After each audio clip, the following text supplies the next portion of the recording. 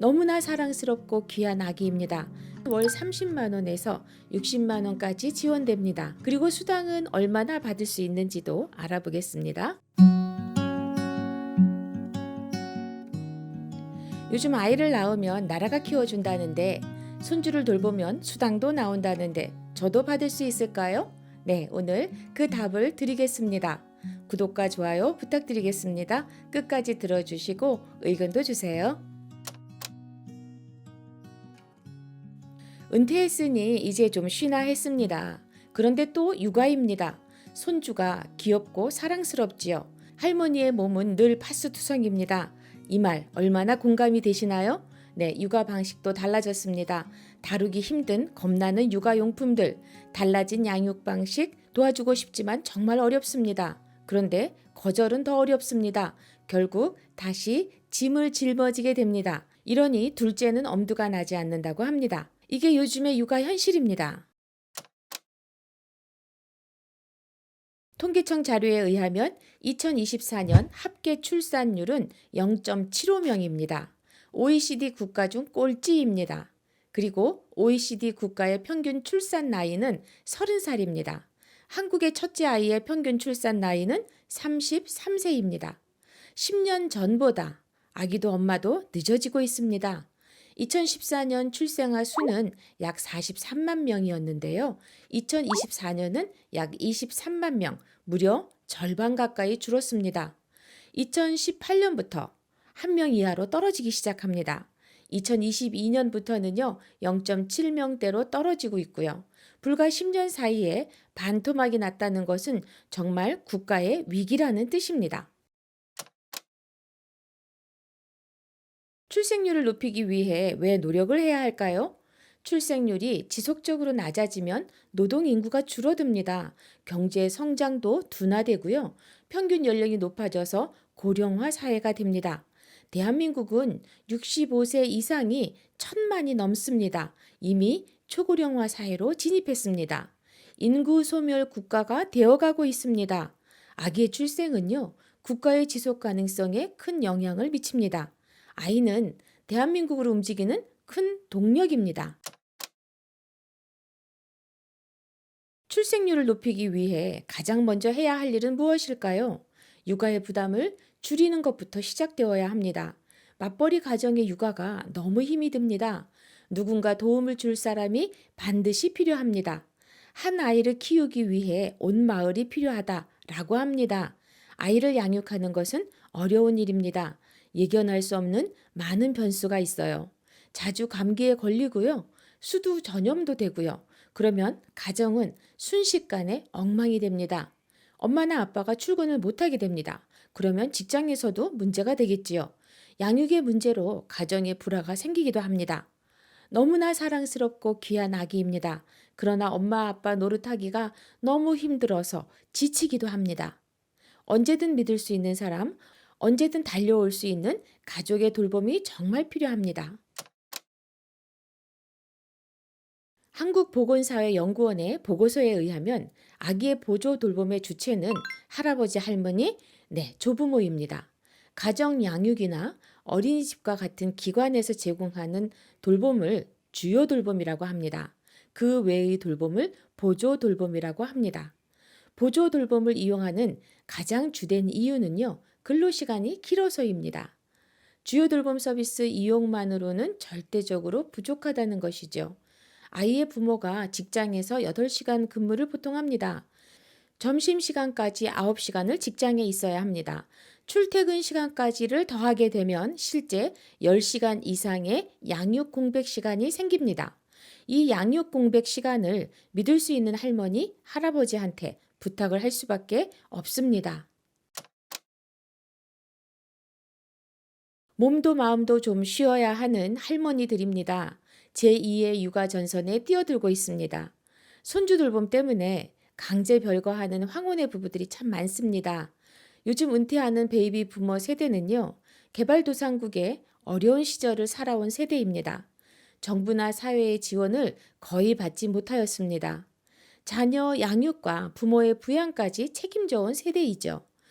이제는 또다시 월급도 없는 손주 돌봄으로 뛰어들어가게 됩니다. 우리 구독자님의 말씀입니다. 정말 온몸이 만신창이 되고 뼈골이 빠진다. 이렇게 말씀하십니다. 반가운 소식도 있습니다. 일부 지자체에서요, 조부모님께 수당을 지급하기 시작했습니다. 이 고되고 소중한 손주돌봄 노동에 대한 사회적 인정이 시작된 것입니다. 서울은 월 30만 원에서 60만 원까지 지원됩니다. 경기 일부의 시군도 비슷한 수준입니다. 광주는 만 70세 이하의 조부모에 한해서 시행 중입니다. 물론 모든 지역이 다 시행이 되는 것은 아닙니다. 아직 차별이 존재합니다. 복불복이란 말이 나오는 이유겠지요. 간단하게 손주돌봄 수당이 지원되고 있는 지역을 알아보겠습니다. 또 지원 조건과 신청 방법도 알아보겠습니다. 그리고 수당은 얼마나 받을 수 있는지도 알아보겠습니다. 먼저 서울입니다. 대상아동은 24개월에서 36개월입니다. 소득 조건은요, 기준 중위소득의 150% 이하의 가정입니다. 돌볼 수 있는 사람은 아기의 조부모와 사촌 이내의 친인척입니다. 대상은 맞벌이이거나 한부모, 이렇게 양육 공백이 있는 가정이어야 합니다. 돌봄 수당은 한 명을 돌보면 월 30만 원, 두 명은 45만 원, 세 명은 60만 원을 받을 수 있습니다.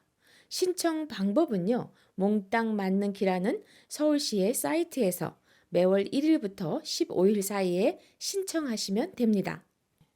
다음은 경기도입니다. 경기도는 아직 전체 지역이 다 되는 건 아닙니다. 현재는 16개 시군에서만 신청이 가능합니다. 자막을 확인해 주세요.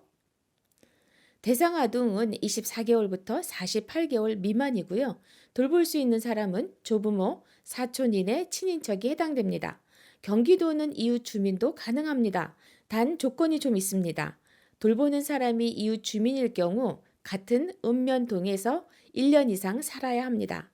돌봄 수당은 한 명을 돌보면 월 30만 원, 두 명은 45만 원, 세 명은 60만 원까지 받을 수 있습니다. 신청 방법은요, 경기민원24 누리집에서 매월 1일부터 10일 사이에 신청하시면 됩니다. 다음은 광주광역시입니다. 대상 아동은 8세 이하의 미취학 아동입니다. 소득 조건은요, 기준 중위소득의 150% 이하의 가정입니다.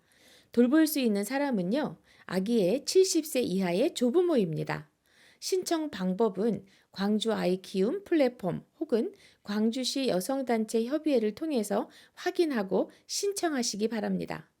그 외의 지역은요, 제가 좀 찾아보았습니다. 아직 제도화되어 시행 중인 곳은 그리 많지 않았습니다. 하지만 계획하고 있다는 보도는 꽤 많았습니다. 그래서 중요한 팁입니다. 살고 계신 시, 군, 구나 행정복지센터에 꼭 문의해 보시기 바랍니다. 놓치면 소급 지원은 어려울 수 있습니다. 누구는 서울에 경기도에 살아서 혜택과 지원을 받습니다. 누구는 강원도, 대구, 인천에 살아서 지원을 못 받습니다. 지역 간에 차별이 있어서는 안 될 것입니다. 그래야 나라를 믿고 아이 낳을 계획도 또 손주 돌봐줄 계획도 세울 수 있겠습니다. 많이 답답합니다. 그렇지요?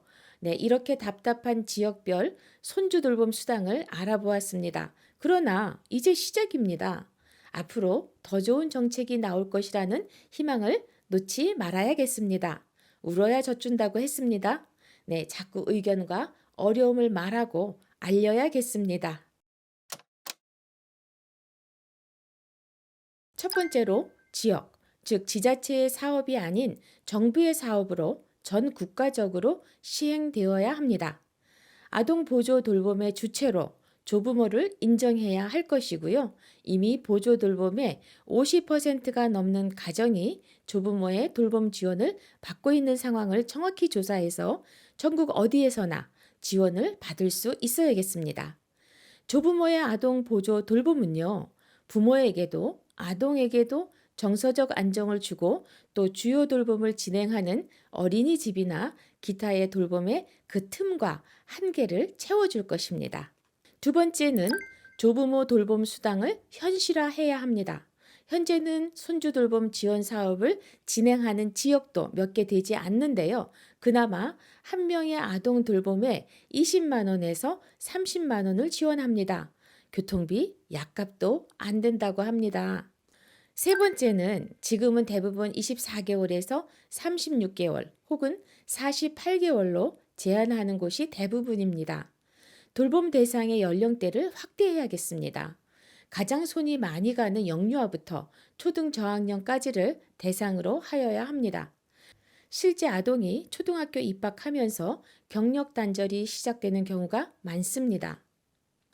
네 번째는 지원 대상이 되는 가구나 돌봄 조력자 가구의 소득이 기본 중위소득 150%로 제한된 곳이 많습니다. 이것도 현실화되어야겠습니다. 출생률이 0.7명대로 국가적으로 위태로운 지경에 소득 제한을 일률적으로 150%로 제한한다면 실효성이 많이 떨어질 것입니다. 다섯 번째는 조부모를 아동 보조 돌봄의 주체로 인정하고요. 돌봄 교육과 인성 교육 그리고 문화 활동을 지원해야 합니다. 가정에서 아동만을 돌볼 때 발생할 수 있는 우울감 등을 해소할 수 있는 다양한 지원도 필요할 것입니다.